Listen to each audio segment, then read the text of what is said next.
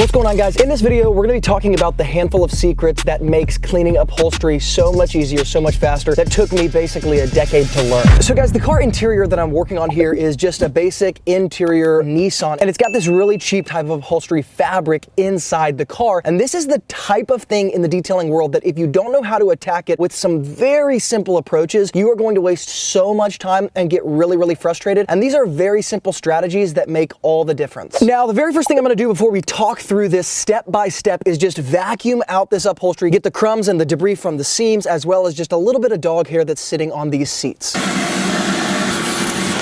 Now, I want to give you guys a bit of a close-up of these seats because what you're going to see with this new upholstery that's in most entry-level vehicles, it's a little bit cheaper to manufacture. This is basically the most difficult type of upholstery to clean because it is nothing more than like this tight weave of fabric. And even if I come down here and kind of try to like press on it, you can see that there's no fibers sticking up like this. It's just a flat, stretched kind of piece of felt that's very, very difficult to clean. Now, let's go ahead and start from the beginning. The very first thing that I have to highlight is the fact that I'm wearing gloves. I don't ever clean this upholstery without wearing gloves because it is so sensitive to the oils from your hands getting transferred onto it, especially if it's a lighter colored upholstery. And then you have this whole other problem where you're trying to get like body oils off of the fabric. So I never work barehandedly on this type of upholstery, okay? The second thing that I want to highlight here is that I've got two different microfiber towels, and both of them are probably between 300 or 350 GSM. So all this means is that they're kind of your standard microfiber towel that you're going to buy from any store. The third thing that I want to mention here is that no matter what type of cleaner that I'm using on this upholstery, I've got this separate bottle of water. This is just distilled water, and I'm actually going to use this in a very light spray type fashion on the area that I'm cleaning before I put any cleaner on it. Now, to explain why I put water on the upholstery, it's simply because this type of fabric is so tight that when you spray some cleaner on it, something you might notice is that even with a drill brush or some brush that's like mechanically driven, you can kind of trap the cleaner or trap the suds in a specific part of the fabric because liquid does not move easily around on this type of fabric. Whereas when you're working on traditional carpeting with fibers that stick up like this, you can spray cleaner on there and use a drill brush and agitate it all over. This is different. This, if you have a sudsy cleaner, you'll notice some of the parts of the seat suds up a little bit more and some of them suds up a little bit less, depending on where you sprayed the product. So it's very difficult to spread product around. When you add a little bit of water before you do anything, it gives it a little bit of liquid for the cleaner to kind of spread a little bit easier. So that's where we're gonna start here. So we're gonna start with this middle seat right here because it's probably the easiest to see. I'm gonna take my water, just like I said, and I want you guys to watch how much I use here. So I'm gonna do about 1, 2, 3, 4, 5. All I'm doing is getting a surface level amount of just a little bit of water all over the seat. And you can see in person, if you do something like this, it actually even it doesn't spread, just like I was talking about. Now, the second thing I want to do is take my cleaner. In this case, these upholstery seats are not very dirty at all. So I'm going to be using my P&S Interior Express Cleaner diluted 1-to-1. Now watch how much product I'm using.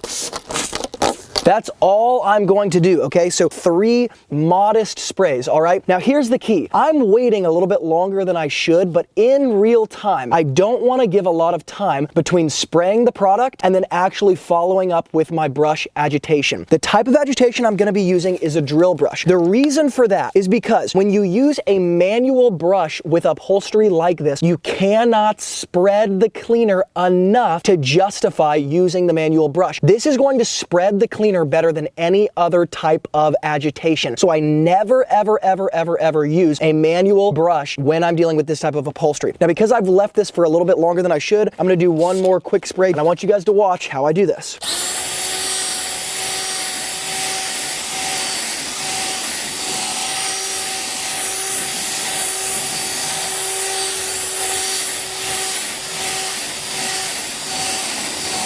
Now notice that you literally don't see any suds or any foaming action. Part of that is due to the type of upholstery this is. When you're dealing with traditional carpeting, you get a bunch of that cleaner in between those fibers and it starts to kind of foam up. It's almost like the cleaner itself is getting trapped in each tiny little section or pore of this material, and it doesn't really interact with the material. So it doesn't really suds up. Now here's the next thing that's really important for me to highlight. I'm gonna take one of my microfiber towels, I'm gonna spritz it just a little bit with water just like that, and I'm gonna agitate this a little bit more, going back and forth in a crosshatch pattern with my water dampened side of the microfiber towel. Why am I doing this? Because like I said, these tiny things are what end up making all of the difference with this type of upholstery. But when you go straight to a dry microfiber towel with this type of upholstery, you are not going to pick up the liquid that you just sprayed in here at an efficient level, okay? So this is actually what allows me to pick up the liquid and the cleaner that I just sprayed on. Then I'm gonna put this aside, I'm gonna switch to my dry towel, and I'm gonna press down as I go in with my crosshatch pattern. So I'm gonna be pressing down into the surface as I do this, and I can flip to another dry side if I need to. Then I can dry it if I want to, I can let it air dry if I want to. Now let me move to this side and let's talk about how to do this if it's a little bit dirtier. Now let's say that I'm dealing with an area that's just a little bit dirtier, but it's the same exact type of fabric, maybe it's a different color, but we've got kind of this lighter gray material right here. I'm gonna approach it the same exact way in the beginning. So I'm gonna take my water, I'm gonna spray just a little bit, and I can even work the water in just a little bit if I want to. Then I'm gonna take a different type of product. This is an enzyme cleaner. An enzyme cleaner is a great pre-treatment to upholstery before you use a dedicated carpet shampoo. This enzyme cleaner, I'm gonna use a very light application,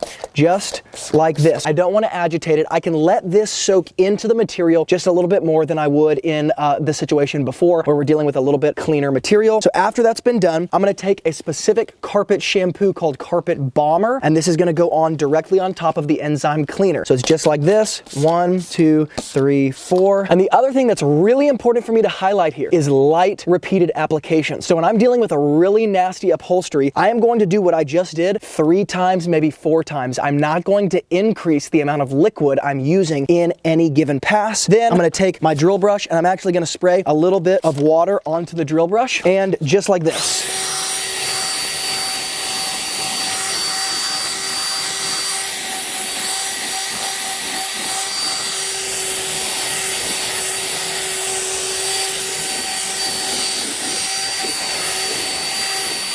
Now, I'm gonna take a microfiber towel with a new side. I'm gonna dampen it ever so slightly. Then I'm gonna take my dedicated carpet shampoo, 1 spray on my microfiber towel. And what this does is it kind of allows me to get a little bit more cleaning action on an area where I used a very light spray before the drill brush. Like I said, because this area isn't traditional fiber, it does not help to use more product. But when I can spray a little bit of water and a little bit of the cleaner on my microfiber towel for the first removal, it actually does aid in the cleaning process. So I'm gonna go just on the surface. I'm not pressing down a bunch, but I'm going in every direction possible. Then I'm gonna move to my dry microfiber towel and I'm gonna press down just like I did before. And that's it. This seat is totally clean. And if I needed to go further, I would simply repeat that same exact process. So this is one of those areas in the detailing world where it's a really simple process, but without these really simple steps, you end up going crazy because it's such a specific type of material and it's so annoying to deal with that procedures like this actually took me a lot of years to figure out exactly how to do it in exactly what sequence. But this alone, some simple added water, making sure you're agitating with a drill brush and not a manual brush, making sure that you're adding a little bit of cleaner to the microfiber for the first initial removal or drying process. That's the kind of stuff that makes all the difference in cleaning this particular type of material. So if you guys want a full list of products and tools that I suggest for this type of application that I used in this video, I'll link up all that stuff in the YouTube description box below. And if you guys are just looking for like a general list of tools and products to buy for your detailing business or for your garage, I've got a top 12 tools and products list that I'll hook up in the same exact place for you to check out if you're interested. Guys, thanks so much for watching.